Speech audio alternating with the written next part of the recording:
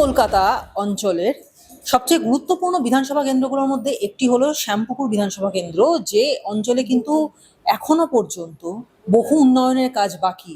এর আগে একাধিকবার এই অঞ্চলে এমন কিছু ঘটনা ঘটে গেছে যা সাধারণ মানুষকে নাড়িয়ে দিয়েছে, কিন্তু তারপরেও কিন্তু ভোটে সেরকম কোনো প্রভাব দেখা যায়নি। কিন্তু কেন দেখা যায়নি সেই বিষয়ে বারবার প্রশ্ন উঠেছে।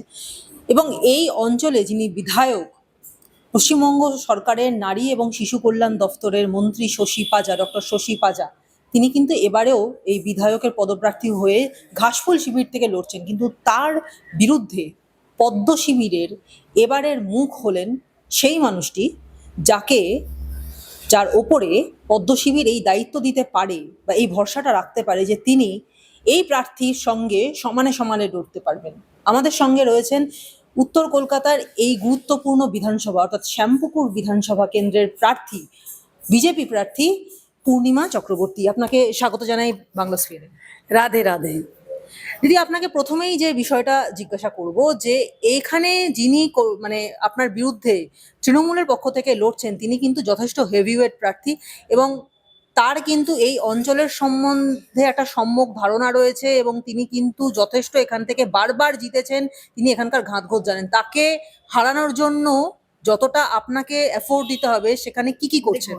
এই লড়াইটা হচ্ছে মমতার এগেনস্টে। চোর তৃণমূল, মমতা বনাম সাধারণ মানুষ। এই মমতার সরকারকে হারাতে বাংলার প্রত্যেক নাগরিক নিজের ভূমিকা পালন করবে।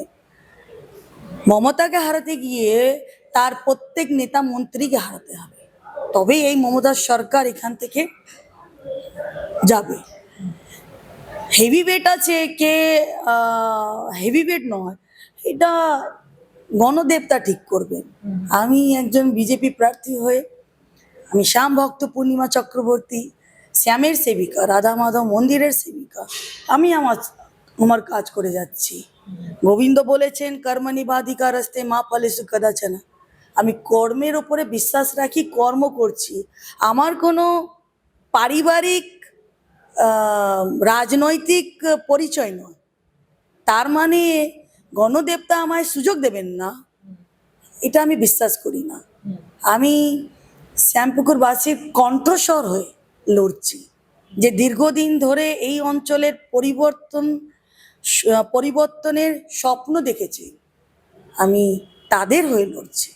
তো এই লড়াইটা পূর্ণিমা চক্রবর্তীর নয়, এই লড়াইটা হচ্ছে এই মমতা সরকারের সাথে সাধারণ মানুষের।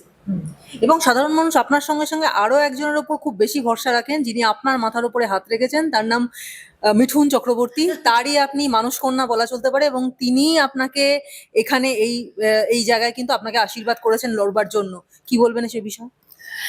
দীর্ঘদিনের আমার কাজ, সংঘর্ষ, নিঃস্বার্থভাবে সমাজ সেবা দেখে যেভাবে আমার লড়াইকে উনি রিকগনাইজ করলেন, আমায় আশীর্বাদ করলেন, আমি সত্যি নিজেকে খুবই গর্বিত বোধ করি।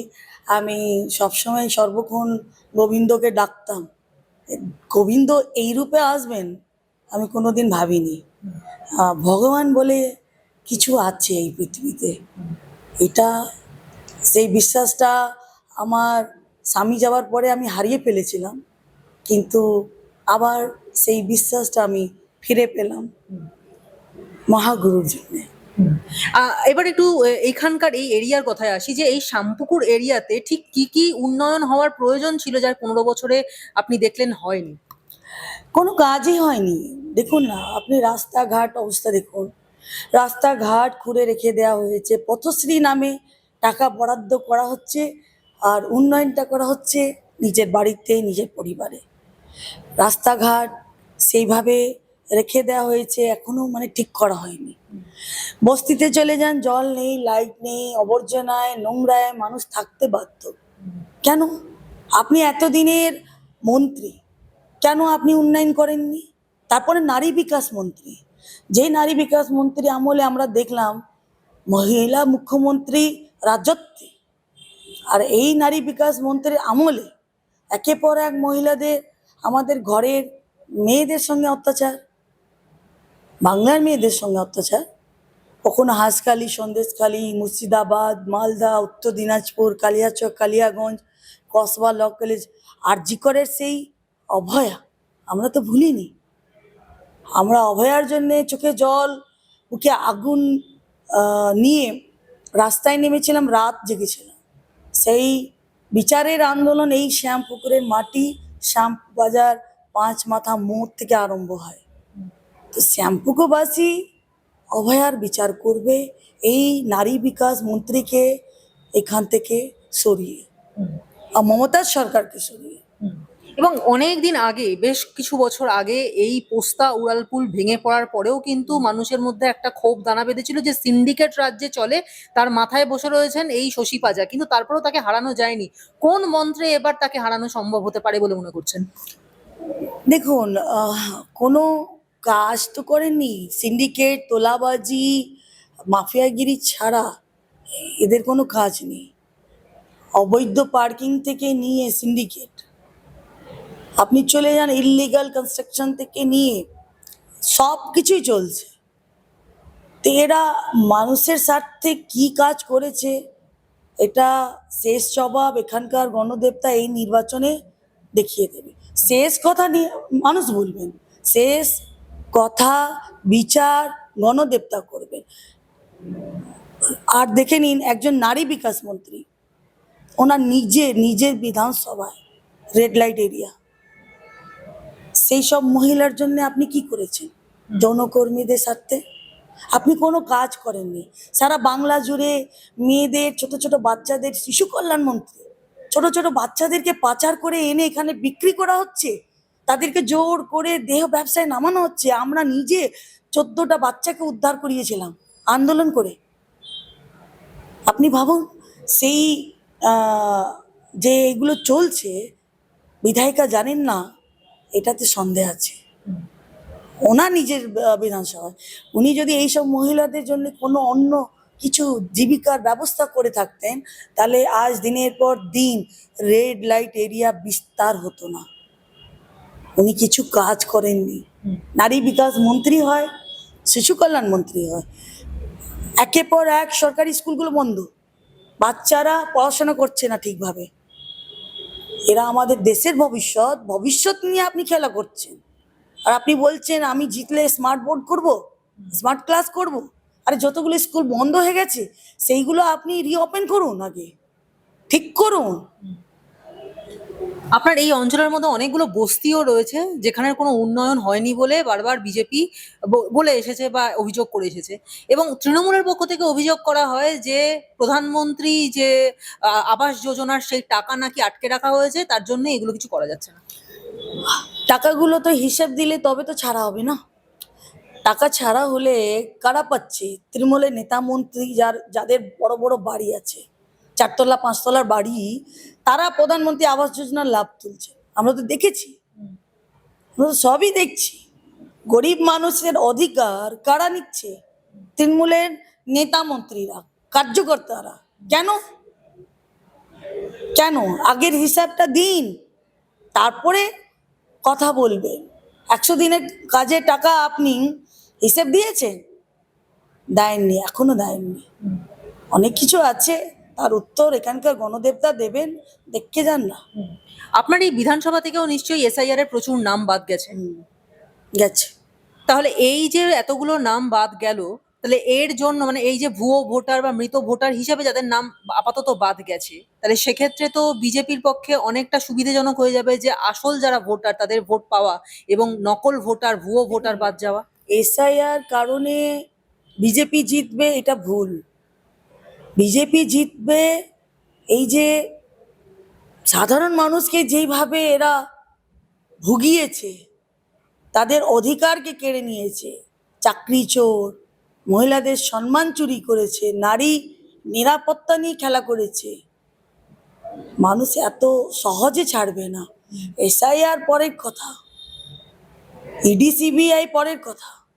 মানুষ এবার সিদ্ধান্ত নিয়ে নিয়েছে, যা হোক করে এটাকে এখান থেকে সরাতে হবে, পরিবর্তন করতে হবে। কেন কি এটা বাংলার অস্তিত্ব রক্ষার লড়াই। নালে অবৈধ অনুপ্রবেশকারীদের নিয়ে রোহিঙ্গা মুসলমান দিয়ে এরা সরকার গড়ে যারা এখানকার আসল বাঙালি তাদের অস্তিত্ব শেষ করে দেবে। এখানকার বাঙালি সমাজ বুঝে গেছে। যদি আপনি ধরা যায় যে আপনি এখান থেকে বিধায়ক পদ পেয়ে ভোটে জিতে বিধায়িকা হয়ে এলেন, তাহলে সেক্ষেত্রে সর্বপ্রথম এই অঞ্চলের কোন কোন জায়গাগুলোতে নজর দেবেন যেগুলোর এতদিন ধরে উন্নয়ন করার ভীষণভাবে প্রয়োজন ছিল? দেখুন, নারী নিরাপত্তা নিয়ে আমাদের প্রমুখ কাজ থাকবে যেন রাত 8টা পর মহিলারা নিজের বাড়ি থেকে বেরিয়ে নিজের কাজ করতে পারে। যতগুলো স্কুল বন্ধ হয়ে গেছে সেই স্কুলগুলোকে ঠিক করা হবে, চালু করা হবে, যাতে বাচ্চারা ঠিকভাবে পড়াশোনা করতে পারে। আধুনিক কর্মশালা এইসব করা হবে। তারপরে রাস্তাঘাট সব কিছু ঠিক করা হবে, বস্তি উন্নয়ন করা হবে। যারা যৌনকর্মী আছেন তাদেরকে শ্রম কার্ড দেওয়া হবে, যাতে তাদের আগামী প্রজন্মে স্বাস্থ্য, শিক্ষা, সামাজিক নিরাপত্তা সুনিশ্চিত থাকে। অনেক কিছুই আছে। আমরা শুধু প্রতিশ্রুতি না, আমরা করে দেখাবো। এটা বিজেপির গ্যারান্টি, এটা মোদিজির গ্যারান্টি। আর পূর্ণিমা চক্রবর্তী রাধা মাধব মন্দিরের সেবিকা, শ্যাম ভক্ত, শ্যামপুকুরবাসীর কাছে এই শ্যামপুকুরের সেবা করার সুযোগ করবেন। আমি সেবিকা হয়ে আপনাদের পাশে থাকবো, আমি ম্যাডাম বা বিধায়িকা হয়ে না। আর আরেকটা বিষয় যেটা যে বিজেপির যে নির্বাচনী ইস্তেহার রয়েছে তার মধ্যে অনেক কিছুর কথা বলা হয়েছে। সেখানে অন্নপূর্ণা ভান্ডারের কথা বলা হয়েছে, 3,000 টাকা করে সাধারণ মহিলাদের দেওয়া হবে ইত্যাদি প্রচুর লিস্ট রয়েছে লম্বা। কিন্তু আপনার একটা আলাদা বাড়তি দায়িত্ব থেকে যাচ্ছে, তার কারণ এশিয়ার সবচেয়ে বড় রেড লাইট এরিয়া আপনার এই বিধানসভার মধ্যেই পড়ছে। তাহলে সেক্ষেত্রে আপনি এক্ষুনি বলছিলেন যে এখানে দিনের পর দিন বাচ্চারা পাচার হয়ে আসছে এবং এই রেড লাইট এরিয়ার কলেবর আরো বাড়ছে। এই ব্যাপারটাকে রোধ করার জন্য কি বিশেষ কোনো ইনিশিয়েটিভ নেওয়া হয়েছে আপনাদের পক্ষ থেকে? 100 বার হবে। মোদিজির নেতৃত্বে এইসব মহিলাদের জীবিকা অন্য কোনো ব্যবস্থা করা হবে, যাতে তারা মাথা উঁচু করে বাধ্য না হয় এই দলদলে তাদেরকে থাকতে হয়, যেন না হয়, থাকার জন্য বাধ্য না হতে হয়। অনেক কিছু ব্যবস্থা করা হবে, সেটা সুযোগ হলে আমরা করব। তারপরে কুমুরটুলি শিল্পীদের যে দীর্ঘদিনের স্বপ্ন, কখনো বাম কখনো তৃণমূল, কোনোদিন স্বপ্নটা পূরণ করেনি, সেই স্বপ্নটা পূরণ হবে।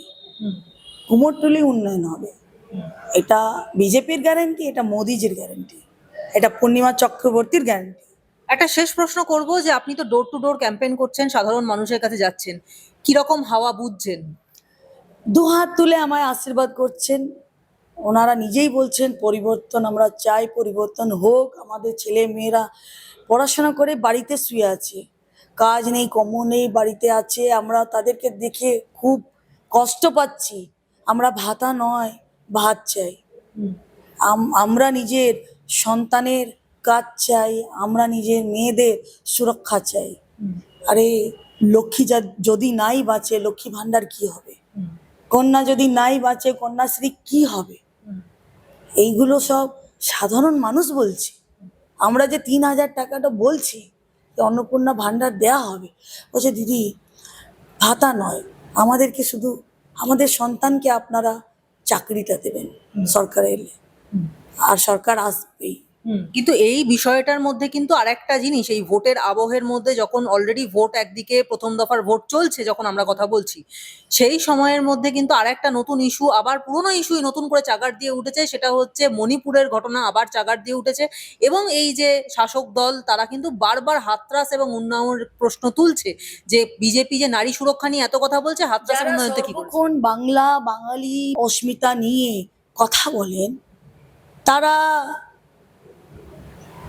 এখানকার বাঙালিদের চোখের জল, কান্না বুঝতে পারেন না। চলে যাবেন কোথায়? ত্রিপুরা, গুজরাট, মণিপুর, অন্য জায়গা, যে কোনো জায়গায় যদি কোনো মহিলাদের সম্মান নিয়ে খেলা হয়, আমরা এটাকে প্রতিবাদ জানাই। কিন্তু সেই দমটা তৃণমূলের নয়, সেই দমটা একমাত্র বিজেপিরই আছে। আমরা করি। আমি কোনো রাজ্যেই মহিলাদের সম্মান নিয়ে খেলা কোনোদিন সমর্থন করি না, করবও না। কিন্তু আপনি যে সর্বক্ষণ বাংলা বাঙালি কথা বলেন আর চোখ রাখেন অন্য রাজ্যের দিকে, কেন? আপনি তো এখানকার নাগরিক, আপনি এখানকার সরকার, আপনি এখানকার সরকারের নেতা মন্ত্রী। তা আপনার দায়িত্বটা হচ্ছে এখানকার লোকের কষ্ট দেখা, এখানকার লোকের কান্নাকাটি দেখা। সেটা না দেখে আপনি চোখটা ঘুরিয়ে নিচ্ছেন অন্য রাজ্যের দিকে। অন্য রাজ্যেও যারা আছে তাদেরকে দেখতে দিন, আপনারা নিজের কর্তব্য পালন করুন। তো আমরা যেটা জানতে পারলাম যে এই অঞ্চল অর্থাৎ শ্যামপুকুর বিধানসভার মধ্যে অত্যন্ত গুরুত্বপূর্ণ দুটো বিষয় রয়েছে। তার মধ্যে একটা হলো এশিয়ার মধ্যে সবচেয়ে বড় রেড লাইট এরিয়া যৌনপল্লী, সেটাও এই শ্যামপুকুর বিধানসভার মধ্যেই পড়ে, এবং তার সঙ্গে কুমোরটুলি, যা হলো বাংলার শিল্পের আঁতুড়ঘর। এই দুটো অঞ্চল কিন্তু সবসময় অবহেলিত হয়ে এসেছে, যেই বিষয়টাকে কিন্তু বিশ্বমঞ্চের সামনে একটা সুন্দর তার ছবি তুলে ধরা, চেহারা তুলে ধরা কিন্তু বিজেপির লক্ষ্য। এমন কথাই আমাদের জানালেন এখানকার বিজেপি প্রার্থী। এরকম আরও এপিসোডসের জন্য নজর রাখুন বাংলা স্কুল।